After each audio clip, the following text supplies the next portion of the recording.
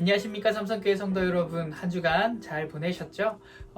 이번 주도 바울 서신 배경 연구 그 세 번째 시간으로 함께하게 된 최진수 목사입니다. 오늘은 본격적으로 이제 바울 서신 갈라디아서를 함께 보게 될 텐데요. 우리 이 배경과 또 특별한 사건들을 함께 살펴보면서 더 실제적이고 깊이 있는 우리 바울 서신, 특히 갈라디아서를 오늘 함께 묵상하게 되기를 간절히 소망합니다. 우리가 갈라디아서를 연구하기 앞서서 지난주까지 어떤 이야기들을 했는지 간략하게 다시 한번 소개하고 또 이어서 갈라디아서를 묵상하면 좋을 것 같습니다.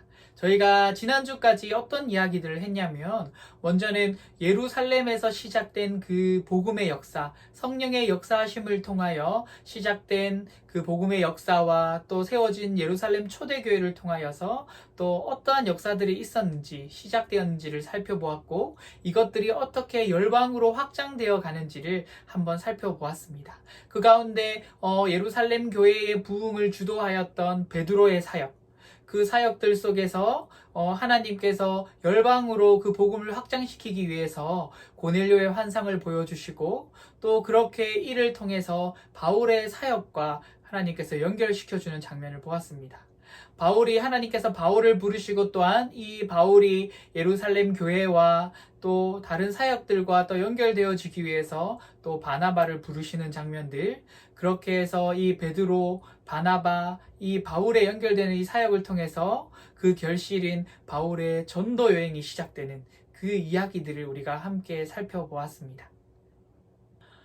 우리가 이 지도를 한번 보시면, 이 지도는 실제 축척에 맞게 실제 지형에 맞게 그린 지도가 아니라 우리가 보기 좋게 좀 간략하게 그린 지도입니다. 그래서 여기 보시면 하얀색으로 적혀 있는 글씨들이 또 보이고, 또 까만색으로 적혀 있는 글씨들도 보입니다. 여기서 이 하얀색은 어떤 지역, 커다란 지역을 의미하는데, 대부분은 이 로마의 속주, 정치적인 어떤 관할 구역, 커다란 지역을 얘기합니다. 그리고 또 하나의 진한 글씨로 되어 있는 것들은 하나하나의 도시들을 기록을 하고 있습니다.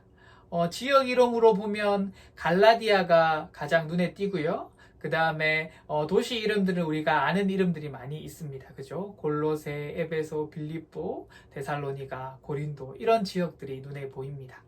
우리가 지난주에 바울의 1차 여행을 간략하게 소개했었는데요.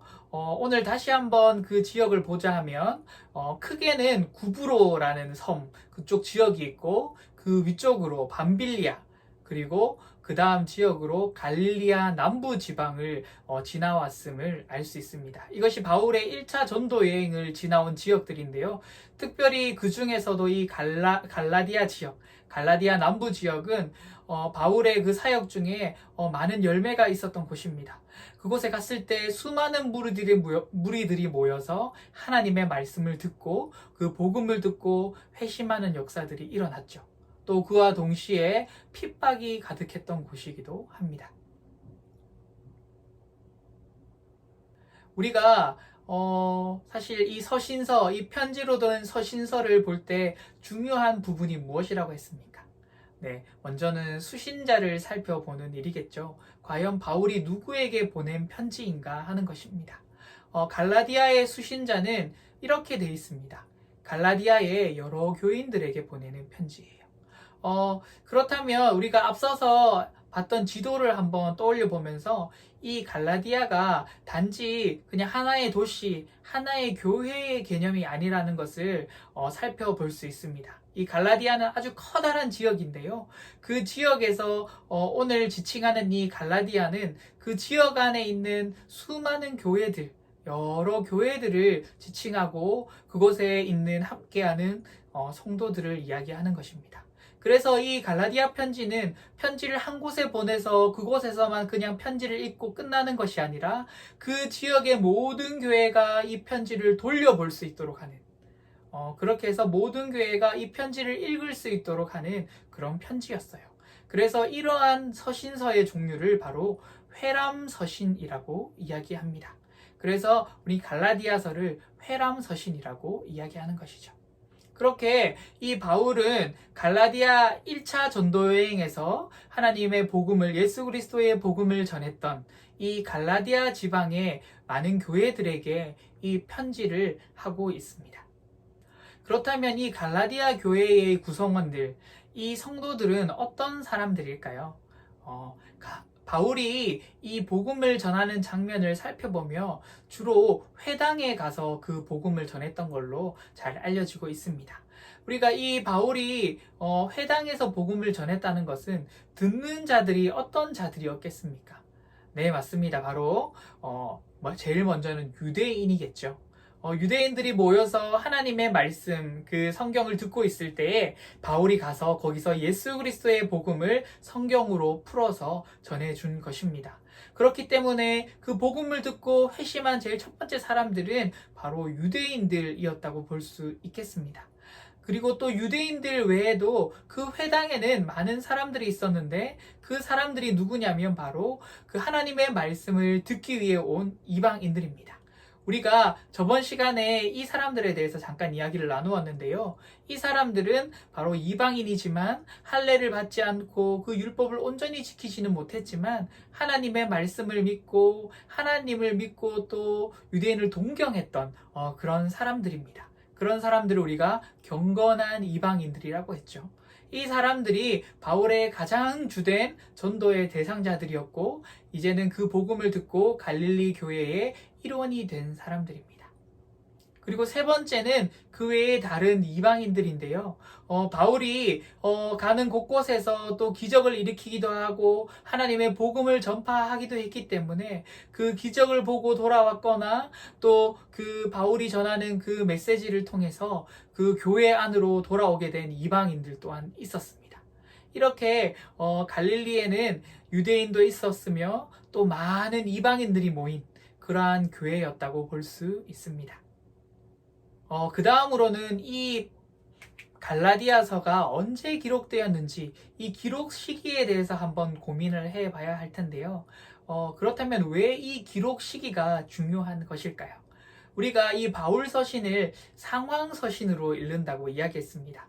그때의 상황, 그때의 어떠한 사건, 그때의 어떠한 이야기들을 통해서 그 바울의 편지를 우리가 이해하고 더 깊이 연구하게 되는데요. 그러니까 이 시기가 언제냐에 따라서 그 시대에 있던 문제들, 그 시대의 사건들, 그 시대의 배경들이 달라지기 때문에 그 이야기가 조금은 달라질 수도 있기 때문에 그렇습니다.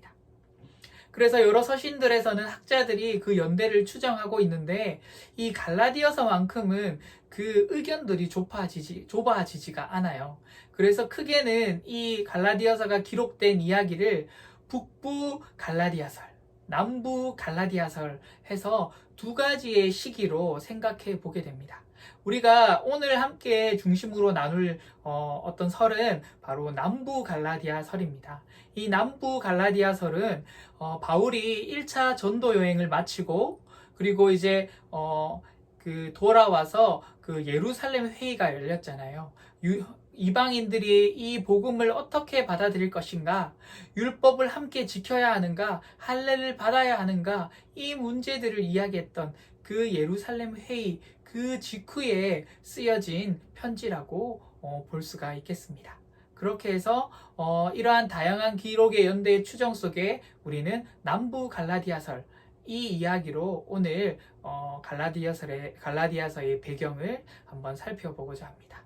이렇게 되면 이 남부 갈라디아서를 주장했을 때에는 바울이 1차 전도 여행 후에 2차 전도 여행 직전에 쓴 편지이기 때문에 바울이 쓴 첫 번째 서신이라고 이야기할 수 있겠습니다.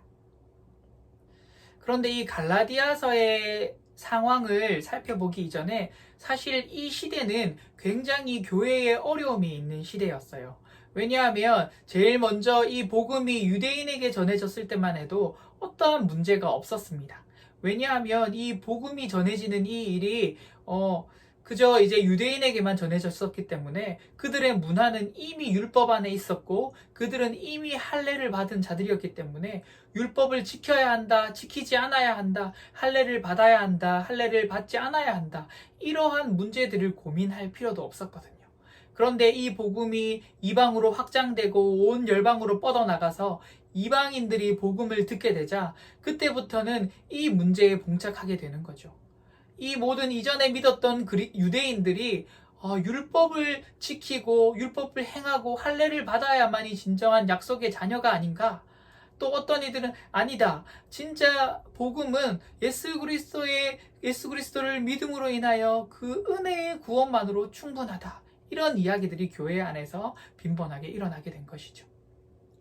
이 문제들이 바로 할례와 율법의 준수에 대한 문제라고 할 수 있습니다. 이러한 문제들이 당연히 갈라디아 교회에도 있었습니다.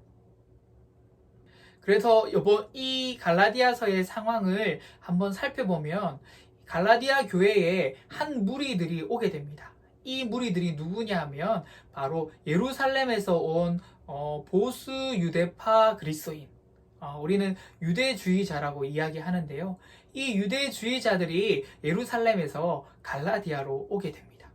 그러자 이 갈라디아에서 이 사람들이 자신들이 알고 있는 이 복음, 그러니까 예수 그리스도를 믿는 믿음이 있어야 하지만 율법을 온전히 지켜내야지 할례를 받아야만이 온전한 하나님의 백성이고 또 온전한 복음이라는 거예요. 그런데 이걸 얘기할 때 어떻게 자신들을 소개하고 이야기했냐면 자신들이 예루살렘 교회의 대표다. 자신들이 베드로나 야고보와 같은 그 제자들의 명을 받아서 왔다. 이렇게 이야기하면서 반쪽짜리 복음을 전하고 있는 거예요. 그래서 이 갈라디아 교회에 온 이 유대자들 이렇게 얘기하게 된 겁니다. 이방인도 모세의 율법 아래에 있어야 구원을 받는다. 이 이야기를 들은 갈라디아 사람들은 갈라디아 성도들은 너무나도 고민에 빠지기 시작했어요. 그래서 어떻게 해야 하지? 이 율법을 정말 지켜야 하나? 할례를 정말 지켜야 하나? 바울은 그런 이야기 하지 않았는데 오직 예수 그리스도를 믿는 믿음만으로 구원을 얻는다고 했는데 이 사람들은 왜 이렇게 얘기할까? 이 사람들의 이야기가 정말 맞는 걸까? 여러 가지 생각과 고민과 두려움과 불안에 빠지게 됩니다. 그리고 바울은 이 이야기를 다른 복음이라고 간략하게 정의하고 있죠. 그렇다면 왜 갈라디아 교인들은 이렇게 다른 복음을 쉽게 받아들일 수밖에 없었을까요? 사실 이 갈라디아 교인들이 앞서 이야기한 것처럼 경건한 유대인들이 많이 있었어요. 이들은 이미 예수 그리스도를 바울로부터 듣기 전에 회당에서 유대인에 대한 삶, 유대인의 그 율법에 대해서 많이 들어오던 사람들이었습니다. 그 유대교에서는 분명히 약속의 자녀가 되려면 할례를 받아야 하고 율법을 온전히 지켜야 한다. 그렇게 분명히 가르쳤었죠. 그러나 바울이 온 복음, 그 은혜의 복음을 듣고서 그리스도인이 되었는데 이제는 어떤 사람들이 와서 유대교회의 대표자라는 자들이 와가지고 그것은 잘못되었다. 바울이 얘기한 것은 옳지 않다. 당연히 우리는 온전한 하나님의 백성이 되기 위해 율법을 지켜야 된다. 이렇게 이야기를 하니까 그들의 마음이 흔들릴 수밖에 없었던 거죠. 그들은 원래 이방인이었습니다. 그들은 이 헬라인의 모든 문화를 다 내려놓고 그렇게 그 이방의 문화를 모두 단절했어요. 그렇기 때문에 그 이방의 헬라인의 사회에서는 그들은 또한 고립된 사람들이었습니다. 그리고 또 그리스도인으로서 그 율법과 할례에 또 선을 끊고 교회로 모이게 되자 유대인의 회당에도 갈 수 없는 그런 완전한 고립된 사람들이 된 겁니다. 그곳에서 이렇게 유대주의자들이 와서 이야기를 하니까 이 마음들이 흔들릴 수밖에 없었던 거예요. 사실 율법을 모두 지킨다 하고 율법 안에 있다고 하면 어떻게든 그 유대교에 섞일 수는 있었거든요. 그 상황 속에서 이 갈라디아인의 일부들은 갈라디아 교회 성도의 일부는 그래 다시 내가 유대인처럼 온전한 유대인처럼 할례와 율법을 지키고 예수 그리스도도 믿어야지 하는 일들이 일어나게 되는 겁니다. 그래서 이 다른 복음은 교회의 분열을 일으켰고 또 그들의 믿음의 근간까지 흔들었고 또 바울을 불신하게까지 했습니다. 그렇기 때문에 이전에 바울이 전하였던 그 은혜의 복음이 그 교회에서 멀어지게 되어버린 것이죠. 그 상황에서 바울은 이제 갈라디아 교회에게 편지를 쓰게 되는 겁니다. 그렇게 이 유대주의자들이 와서 그 갈라디아 교회에 그 복음이 잘못되었다 하고 자신들의 그 이상한 복음, 그 다른 복음을 전하게 되고 또 바울을 전면적으로 부정하게 되면서 갈라디아 교회가 무너질 위기에 처했는데 이 모든 문제를 해결하고자 오늘 갈라디아서가 기록된 것인데요. 그래서 갈라디아서의 내용을 한번 살펴보며 먼저는 편지 서두에 자신이 어떠한 사람이다를 소개하면서 그 편지를 시작합니다. 그리고 이제 본론에 들어가면 바울이 하고 싶은 이야기들을 하게 되죠. 다른 복음은 절대 없다는 거예요. 복음이 예수 그리스도를 믿는 믿음으로 구원을 얻는다는 것인데 그 외에 어떤 것을 더하고 보태는 그런 복음은 있을 수도 없다라는 이야기를 해주고 있습니다. 또 그 두 번째로는 사도직을 변론하고 있어요. 이 예루살렘에서 왔다는 교회의 대표자라고 거짓하는 이 자들이 와서 바울의 사도성을 부정했거든요. 바울의 복음마저 부정하게 된 것입니다. 그렇기 때문에 바울은 이 사도성을 회복하지 않고는 그가 얘기하는 이 복음이 진실성 그리고 그 어떤 영향력을 얻을 수 없었어요. 그래서 바울은 먼저 자기의 사도성을 회복하는 일들을 위해 변론을 하게 됩니다. 그리고는 갈라디아 교인에게 자신이 이야기하는 이 이신칭의의 교리, 바른 교리, 그들이 이해해야만 하는 바른 구원의 이해에 대해서 설명해주게 됩니다. 그리고 이제 두 번째 권면의 부분에서는 성령을 따라 사는 삶, 즉 이제 진정한 구원받은 자의 삶, 이 그리스도인의 삶은 구원받은 것의 반응이라는 거죠. 그리고 그것은 성령을 따라 사는 삶이라는 사실을 이야기해 주는 겁니다. 우리가 뒤에 어떤 또 사건들을 통해서 이 본문의 이야기들을 조금 더 살펴보도록 하겠습니다. 자, 우리가 계속해서 이 예루살렘 회의에 대해서 이야기하는데요.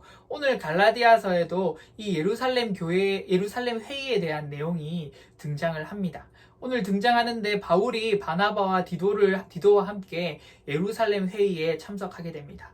이는 1차 전도 여행이 마치고 그 할례를 받아야 하나 하는 그 논쟁에 대한 것들을 예루살렘 교회로 맡겼기 때문이죠. 그래서 바울은 이방인 제자인 디도와 함께 예루살렘 회의에 갔고 제자들과 함께 디도는 할례를 받지 않기로 하고 그리고 많은 그 이방인들의 이야기들 여러 가지 그 논쟁 속에서 확실히 이방인에게 할례를 요구하지 않고 율법을 요구하지 않겠다. 왜냐하면 구원은 은혜로 충분하고 은혜로 완전하고 예수 그리스도를 믿는 믿음으로 구원을 얻는 것이기 때문에 이방인들에게 율법을 강조할 필요가 없다라는 사실을 확정했던 거죠. 그렇게 예루살렘 교회에서 이방인에게도 동일한 구원이 할례 없이 율법 없이도 허락된다라는 사실을 이 예루살렘 회의의 이야기를 통해서 한 번 더 바울은 강조해주고 있는 것입니다. 그리고 이 상황들을 통해서 제자들이 바울을 이방의 사도로 확증했고 바울을 이 열방으로 보내고 또 그 전도를 위해서 파송했다는 사실들을 확증하게 되는 것이죠. 그리고 뒤에 이어서 또 하나의 사건이 등장하는데요. 이건 참 놀라운 사건입니다. 안디옥 사건이라고 이야기하는 이 사건은 무엇이냐면 바로 바울이 베드로를 책망하는 그런 사건이었어요. 이 바울이 왜 베드로를 책망했냐면 베드로는 분명히 이방인의 구원을 확증했고 율법이나 어떤 것 없이 구원이 동일하게 이루어진다고 이야기했던 사람입니다. 그것을 직접 경험한 사람이기도 했고요. 그래서 바울은 이 안디옥에 와서도 또 어떤 지역을 돌아다니면서도 이방인 그리스도인과 함께 식사하는 것이나 함께 교제하는 것을 그 꺼리낌 없이 해왔던 것 같아요. 그렇게 바울과 함께 바나바와 함께 베드로는 그렇게 이방인들과 함께 교제하며 또 복음을 전하며 있었는데 어느 날 그 예루살렘에서 다시 이곳으로 안디옥으로 그 할례를 받은 유대인 정통 그리스도인들이 온다는 거예요. 그런데 베드로의 반응이 너무 안타깝습니다. 왜냐하면 이방인 그리스도인들과 계속되는 그 교제 속에 풍성한 나눔이 있었는데 식사를 교제하기도 하고 여러 교제들을 하였는데 이 유대인 그리스도인들이 올라온다는 소식에 베드로는 약간 겁이 났나 봐요. 왜냐하면 원래 유대인들은 이방인과 식사를 하는 것이 부정한 일이었거든요. 왜냐하면 이방인들을 부정하게 여겼기 때문에 함께 식사 자리를 해서는 안 되는 것이었습니다. 하지만 우리가 이방인이 예수 그리스도 하나님의 안에 있다고 생각했기 때문에 하나님의 한 자녀라고 생각했기 때문에 우리가 함께 교제하고 식사했는데 그런데 바울은 여전히도 그 마음속에 다른 사람들의 시선을 의식하고 다른 사람들이 어떻게 생각할까 하는 두려움이 있었던 것 같아요. 그래서 베드로는 이 이방인과의 식사 자리를 피하기 시작했습니다. 그런데 이 이방인과의 식사 자리를 피하는 이 베드로 때문에 그가 어떤 사람이었어요? 예루살렘 교회의 대표자였잖아요. 그만큼 영향력 있는 사람이었습니다.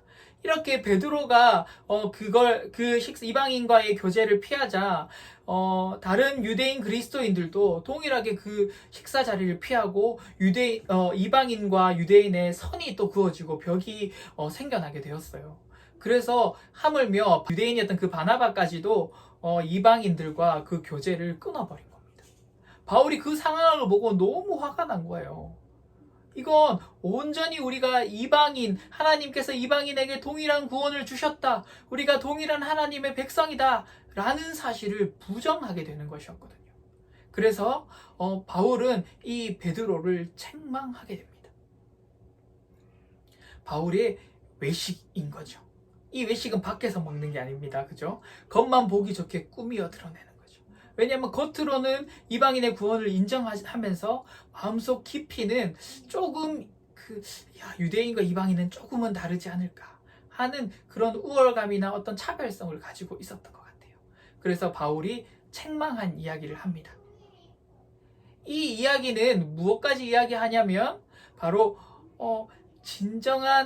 내가 바울이 이야기하는 이 하나님의 진정한 구원은 이방인과 그리고 유대인에게 차별이 없다. 동일하다라는 사실을 한 번 더 강조하기 위해 그 일을 위해 베드로까지도 책망했다. 이 이야기를 하는 것이죠. 네. 거기에 이어서 바울은 이야기합니다. 베드로의 책망을 이야기하면서 이렇게 이야기해요. 복음은 그런 게 아니다. 복음은 어떠한 율법이나 어떠한 그런 외식함으로 이루어지는 것이 아니다. 복음은 바로 오직 예수 그리스도를 믿는 믿음으로 그리스도를 믿는 믿음으로 하나님께서 의롭다 하심으로 우리가 구원에 이르는 것이지 어떠한 율법의 행위로도 구원에 이를 육체는 없다라고 이야기하는 거죠.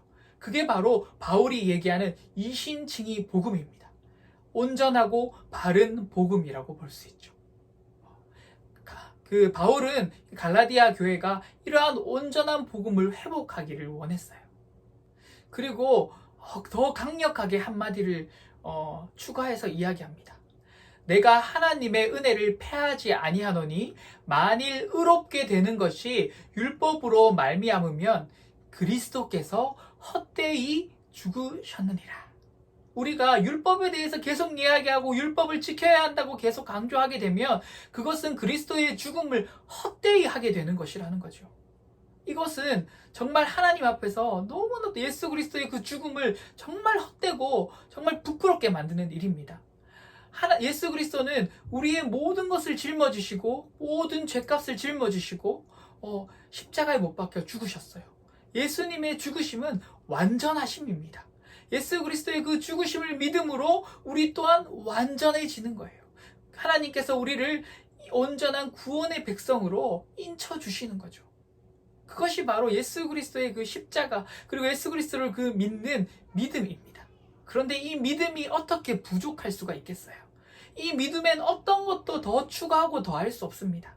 온전히 예수 그리스도를 믿는 믿음만으로 구원에 이르는 이 은혜의 복음이 바로 온전한 바른 복음인 것이죠. 바울은 이렇게 이 은혜와 자유의 복음을 갈라디아 성도들에게 이야기합니다. 먼저는 사실 이 아브라함에 대한 이야기를 하지 않을 수가 없는 거예요. 우리가 유대인들을 보면 맨날 아브라함의 자손이다, 아브라함의 자손이다 이야기하잖아요. 이것은 바로 혈통에 대한 문제인 거예요. 하나님께서 아브라함의 자손들에게 복을 주고 그들에게 구원의 은혜를 약속하셨다, 이렇게 생각했기 때문에 아브라함의 자손이라는 사실이 굉장히 중요한 거예요. 그런데 이 아브라함을 정말 중요하게 여기는데 과연 그러면 그 약속은, 그 구원의 약속은 언제 이루어졌는가 하는 것이죠. 아브라함에게 구원의 약속이 언제 이루어졌나요? 할례를 받은 이후였나요? 아니죠. 할례를 받기 전에 이미 하나님께서 아브라함을 부르실 때 그 약속은 이미 허락되었어요. 그러니까 이 아브라함에게 주신 이 구원의 약속, 이 회복의 약속은 이 할례, 이 율법을 앞서는 것이죠. 더 중요한 건 율법이 아니라 바로 약속이라는 사실이에요. 바울은 오늘 이 이야기를 갈라디아 성도들에게 얘기하면서 하나님의 약속이 중요하다. 그 약속은 어디로 연결되느냐? 바로 예수 그리스도에게 연결된다라는 사실을 이야기합니다. 그렇기 때문에 우리가 예수 그리스도에게 속한 자들이라면 다 하나님의 자녀가 되는 것이죠. 그래서 중요한 것은 누구에게 속해 있느냐인 겁니다. 우리가 예수 그리스도를 믿는 믿음으로 예수 그리스도에게 속해진다면 우리는 모두 하나님의 자녀, 하나님의 아들이 된 것이죠. 그러니까 이제는 더 이상 종의 자녀가 아니라 하나님의 자녀로서 자유하게 되는 겁니다. 더 이상 이 율법에 매일 필요가 없어요. 더 이상 죄의 굴레에 넘어질 필요가 없어요. 우리는 하나님의 자녀입니다. 그것들을 갈라디아인들에게, 갈라디아 성도에게 확정하여 이야기해줘요. 너희는 바로 하나님의 약속된 자녀, 하나님의 아들이다 라는 사실이죠.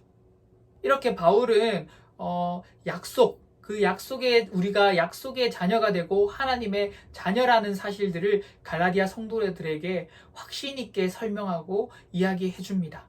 그리고 또 한 가지 그들 마음에 있는 찝찝함들을 해결해 주려고 하는데요. 그것이 무엇이냐면 바로 율법에 관한 것입니다. 그러면 우리가 율법은 나쁜 것이냐 하는 거죠. 이젠 더 이상 율법을 지키는 그런 삶, 도덕적인 삶, 그런 삶이 필요 없이 그냥 막 살아도 되는 거냐 하는 거죠. 그래서 바울은 이 이야기를 한 번 더 짚어가면서 이 구원에 대해서 다시 한번 설명해 주고 있습니다. 오늘 이 바울이 얘기하는 이 구원의 이해를 살펴보면 먼저는 칭의를 한번 이야기할 수 있어요. 이 칭의라는 것은 무엇이냐면 죄인인 우리를 향하여 무죄하다고 하나님께서 선언하시는 거예요. 재판하시는 거죠. 그러니까 심판자 되시는 하나님께서 더 이상 우리가 죄가 없다, 너희는 이제 의인이다, 이렇게 확정적으로 선언하심으로 이제는 우리가 죄인에서 의인으로, 우리가 죄 많은 자에서 죄 없는 자로 그렇게 신분이 변화하게 되는 거예요. 너무 놀라운 일이죠. 이것을 우리가 흔히 구원이라고 이야기합니다. 그러나 사실은 구원의 측면은 이뿐만이 아니거든요. 바울은 이 칭의와 함께 성화에 대해서 이야기합니다. 성화는 우리가 보통은 구원을 받은 사람이 살아내는 삶이라고 이야기를 우리가 많이 하죠. 그런데 중요한 것은 무엇이냐면 구원받은 우리는 이 성화의 삶이 동시에 나타나는 거예요. 그러니까 구원을 받으면 구원받은 자의 삶이 나타나는 거죠. 우리는 이 두 가지 측면을 동시에 합하여서 구원이라고 이야기하고 있는 바울을 보게 됩니다. 그러니까 우리가 칭의에만 너무 집중해서 우리가 이미 구원을 받았으니까 이제는 우리가 더 이상 어떠해도 하나님의 자녀이고 어떻게 살아도 상관없다고 생각하는 이런 어리석은 일에 빠지지 않아야 하는 것이죠. 그걸 보고 바울은 성령을 따라 사는 삶이다. 더 이상 육체의 소욕에 따라 살지 않고 성령을 따라가는 삶이다 라고 이야기합니다. 네, 오늘 함께 배운 갈라디아서를 한번 정리해 보겠습니다. 오늘 갈라디아서의 수신자가 되는 이 갈라디아 지역은 단순한 하나의 도시가 아니라 여러 도시를 아우르는 큰 지역임을 우리가 확인했습니다. 그렇기 때문에 오늘 이 쓰여진 이 갈라디아서 또한 한 교회를 대상으로 쓰여진 편지가 아니라 여러 교회, 즉 이 갈라디아 지역에 있는 모든 교회들이 돌려볼 수 있도록 쓰여진 회람 서신으로 발송된 편지입니다. 오늘 이 갈라디아서에 어떤 문제가 있었냐 하면 보수 유대 그리스도인, 즉 유대주의자라 하는 이들이 예루살렘으로부터 갈라디아에 오게 됩니다. 그래서 이 자신들의 유대주의를 전파하게 되는데요. 이 유대주의는 예수 그리스도를 믿는 믿음, 그것으로만 구원에 이르는 것이 아니라 모세의 율법을 온전히 지켜야 그 온전한 구원에 이르게 된다, 온전한 하나님의 자녀가 된다 라고 하는 교리였는데요. 이 교리의 전파로 인해서 이 갈라디아 교회에는 많은 어려움을 겪게 됩니다. 교회 내부에는 이 말이 맞다 틀렸다는 교회의 갈등들이 일어나서 분란이 일어나게 되고 그 복음을 전했던, 은혜의 복음을 전했던 이 바울을 온전히 부정하게 되는 그런 일 또한 일어납니다. 그렇기 때문에 바울을 부정하게 되어서 바울이 전했던 모든 그 복음들이 흔들리게 되는 그런 어려움을 겪게 되는데요. 이 문제를 해결하기 위해서, 이 문제를 속에서 다시 교회가 회복되도록 하기 위해서 바울이 갈라디아서를 쓰게 되는 겁니다. 그래서 바울은 이 갈라디아서에서 먼저 사도성에 대한 변호를 시작합니다. 왜냐하면 이 바울의 사도성 자체가 흔들리면 그가 전한 복음, 그 복음이 흔들리게 되는 상황이 이어지기 때문에 바울은 자신이 온전한 사도요, 다른 제자들로부터도 인정을 받았고 또 하나님으로부터 부름을 받아 복음을 전파하는 온전한 사도라는 사실을 변호하게 됩니다. 그 이야기를 하면서 유대주의자가 전했던 그러한 다른 복음은 절대로 없다라고 확신 있게 이야기를 해주고 있습니다. 그렇게 바울은 갈라디아 교인들에게 은혜와 자유의 복음을 선포합니다. 이것은 바로 이신칭의 복음이죠. 구원은 온전히 예수 그리스도를 믿는 믿음으로 이루어지는 것이지 다른 어떤 행위로서 얻을 수 있는 것이 아니라고 이야기합니다. 그리고 이 갈라디아 교인에게 그렇다면 우리의 삶은 어떻게 살아도 상관없습니까? 라는 의문이 주어질 그때에 바울은 성령에 이끌리는 삶에 대해서 이야기합니다. 어떠한 율법적인 삶, 어떠한 삶으로 인해서, 어떠한 행위로 인해서 우리의 인생이 구원에 이르는 것이 아니라 우리가 예수 그리스도를 믿는 믿음으로 구원에 이르렀기 때문에 그 구원의 삶의 구원으로 인하여 반응하게 되고 그 예수 그리스도 우리 안에 내주하시는 성령의 역사하심으로 인하여 우리가 그 삶을 살아가게 된다는 것이죠. 그렇기 때문에 우리가 구원을 얻음과 동시에 우리는 그 구원의 삶을 동시에 살아가게 된다는 것입니다. 그렇게 바울은 단지 칭의뿐만이 아니라 성화의 삶이 온전히 우리의 구원의 삶이다, 총체적인 그러한 구원의 삶이라는 사실을 이야기해주고 있습니다. 이렇게 바울은 갈라디아 교회의 어려움, 이러한 유대주의로 인하여 흔들리고 있는 교회에 편지를 전달함으로써 다시금 교회가 회복되고 든든히 이 믿음, 은혜의 자유의 복음, 이 복음으로 바로 교회가 설 수 있도록 돕고 섬기고 있습니다. 우리 또한 이런 갈라디아서를 보게 되면서 우리의 이 구원의 삶이 어떠한가를 돌이켜 볼 수 있겠습니다. 우리가 단지 칭의, 그저 구원을 향한 티켓을 받았다고만 생각해서 우리의 삶을 분리하고 우리의 삶은 구원과 상관없는 삶을 또한 살고 있진 않았는지 한번 돌아볼 필요가 있을 것 같아요. 그렇지만 우리 진정한 구원은 단지 구원을 받았다는 그 칭의뿐만이 아니라 우리의 삶으로 나타나고 그래서 그 구원의 삶을 온전히 주님 오실 날까지 이루어가는 그것이 온전한 우리의 구원인 줄 믿습니다. 이 갈라디아서를 묵상하면서 우리가 그런 진정한 구원, 바른 복음으로 우리가 또한 살아갈 수 있고 또 그렇게 결단할 수 있기를 간절히 소망합니다. 사랑하는 성도 여러분, 한 주간도 더더욱이 한 번 더 갈라디아서를 묵상해 보시면 좋겠고요. 그렇게 하나님이 기뻐하시는 정말 온전한 구원의 삶을 살아내는 그런 한 주간이 되시기를 간절히 소망합니다. 오늘 강의는 이것으로 마치겠습니다. 감사합니다.